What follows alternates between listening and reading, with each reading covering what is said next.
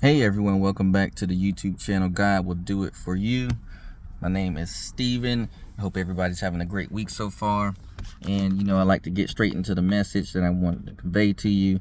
And I'm just going to be talking about effective communication and why it's important in a relationship. Effective communication and having effective communication, meaning being able to convey exactly what you're feeling without ruffling someone's feathers. And if you do ruffle someone's feathers, they know that it's not that you're coming at them in a malicious way, and that your intention is to just convey exactly how you feel about the situation and get on the same accord about it. The benefits of that would be peace in the household. If there's an issue, it'll be resolved in no time. None of that going to bed tense, none of that going to bed upset. I don't believe in doing that. I know things aren't perfect, but I truly believe that if men that lead by example, if you communicate properly to your partner, you won't have a problem with that, because I usually don't have a problem with that. And just being able to, as a man, express yourself to your partner and not feel like you're emasculating yourself by doing so. Again, you should not feel insecure because you're expressing yourself in a way that you feel like, well, maybe they may view you as this way, or vice versa. Same thing with a woman. You should not have a problem expressing yourself to your man and feeling like, well, I'm just getting on his nerves, or I'm bothering him, or blah, blah, blah, blah. Because when I hear stuff like that, or when I've heard stuff like that, it makes me think of, them comparing something that's happened in the past, and now they're having that same thought process in the current situation. And we just all have to always remember that we are not with the people in our past for a reason. It didn't work out for a reason, because it wasn't meant to be, and that wasn't the right person for you. Whether there would be maturity issue, whatever the case may be, it just wasn't the right person to be your life partner. And if you're having that feeling that, hey, I'm with the right person, this person feels God sent, then trust and believe that you should not have any issues conveying exactly how you feel. You should not have any issues talking about things and getting on the same accord.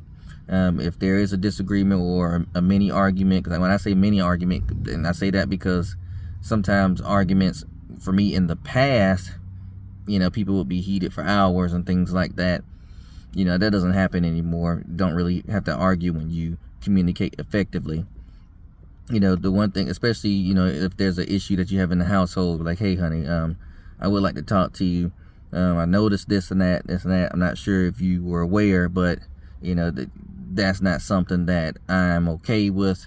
And I just wanted to bring that to your attention, and leave it open to give them a chance to speak on it. Don't be like, well, you this, that. I mean, it's not healthy communication. Give your partner a chance to respond. The same thing with the woman, like, hey, I noticed this and that. I operate like this and that. I know we're in together as one now, but I'm just not used to this and that. And leave it open for your partner to respond to that, so that way you can hear his side, and he can see it from your point of view, and you two can compromise in a way that will work out just fine for you. Same thing in friendships, same thing in family, same thing in business relationships. Healthy and effective communication is very beneficial.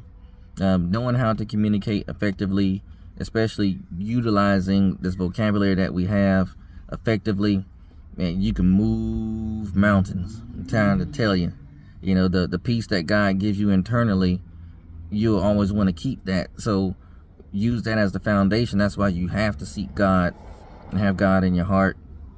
Have that as has him as your foundation, because you'll want to keep that peace. And you keeping that peace won't necessarily mean you're going to be hush mouth. No, because you're going to be like, no, I'm going to still express how I feel about things, but I'm going to go about things differently this time. Now I know what I don't like and what I do like, and you'll make sure that you want to achieve that result every time, meaning inner peace in the household or in your relationship. And plus, the more you give your partner, male or female, the more you give your partner the confidence and the security that they know that they can express themselves to you, and there won't be any prolonged issue, there will be nothing bottled up inside that you two would have to worry about that would cause bigger damage in your relationship going forward. These things are important, y'all.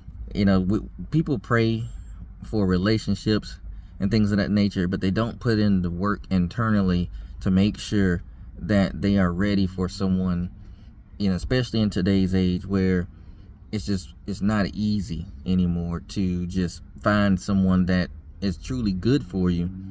And so when God decides that you're ready for that, you have to prove it. You have to let go of the former you. You're no longer your previous self. You're evolved. You're changed.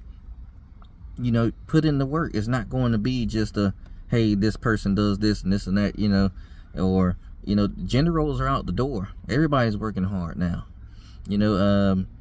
Women are just as intelligent as men, and they work just as hard as men. So you can't base things, well, I want my woman to stay home and cook this and that. Hey, you learn to cook too. Work together as a team. Because I do all the cooking, but my lady can cook as well.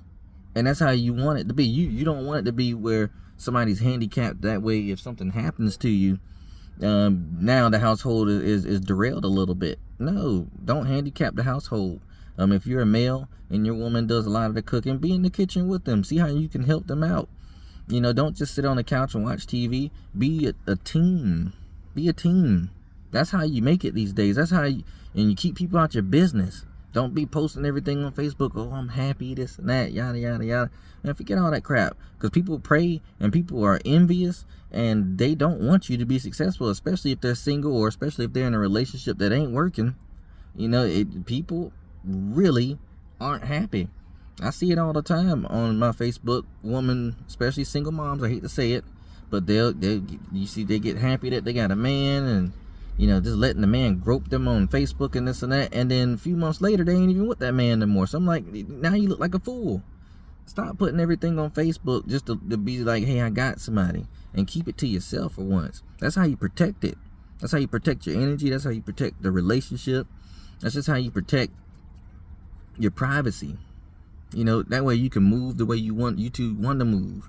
The same thing for men. Hey, you got a beautiful woman that you think is a good catch. You don't need to show them off to the world. Hell, unless you're married, you shouldn't be doing that, really. And even if you're married, you might want to just keep it to yourself, because for some reason, male and female, both, married couples get more hits than single people. Because now people know that, hey, this person, especially in today's age, is wife or husband material, and people want that. Not thinking that, hey, if they're willing to leave their person or cheat on their person for you, that they'll do it to you too. Which is, I just don't get the thinking or the thought process on that. But you just have to be careful. Be careful. Work on that communication. Work on the type of person that you envision yourself being, and also pray to God, like, God, get rid of any impurities inside me so that way I can be great for my partner. If you're already married, there's nothing wrong with still doing internal work. If you're not married and you're desiring a relationship, hey, make sure you have everything tip top, because when that time comes, eventually God's going to give you somebody. He's going to test you. Like, all right, let's see how you handle this. Let's see if you can handle this person right, because they have a good heart. They got the right. This is exactly who you need. Someone that will compliment you well. Someone that's everything that you're not. And you're more than likely the opposite of what they are, and y'all come together and y'all are really awesome. And that's what you want. I want successful relationships. It's just a different time out here. Stop looking at social media as your source of inspiration for a relationship. All it's going to do is just make you think about stuff that you don't want to think about. Oh man, everybody's having kids, everybody's happy, this and that.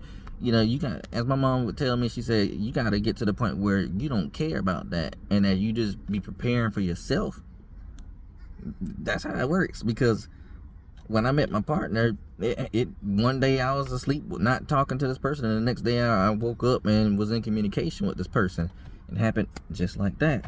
And so that's what I'm trying to tell you, that you never know when God's going to release that person to you when he says that you're ready. So be working as if it could happen tomorrow, as if you can run into that person today. And if you're already coupled and y'all are having small issues, really start to think internally about, how is our communication? Is it really as good as you think it could be, or are you two able to have a dispute, but they get them back on the same accord and be just fine within 30 minutes. Peace is the ultimate achievement these days. You know, peace is the ultimate goal. Having a family, settling down, serving God, doing God's work out here is the goal. So we should want that. So really think about that when you're communicating, whether it's with friends, families, your loved ones, whoever the case may be.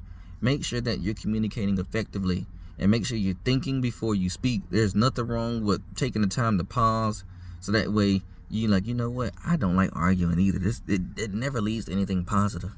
It doesn't lead to anything positive. So think about that before you just want to lash out just because you want to be right, or, you know, pride, or whatever the case may be.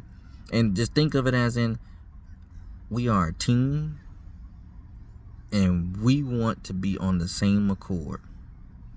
You're going to have to compromise sometimes. It's not going to just be your way. So I'm going to leave it at that. Definitely do the internal work. And until next time.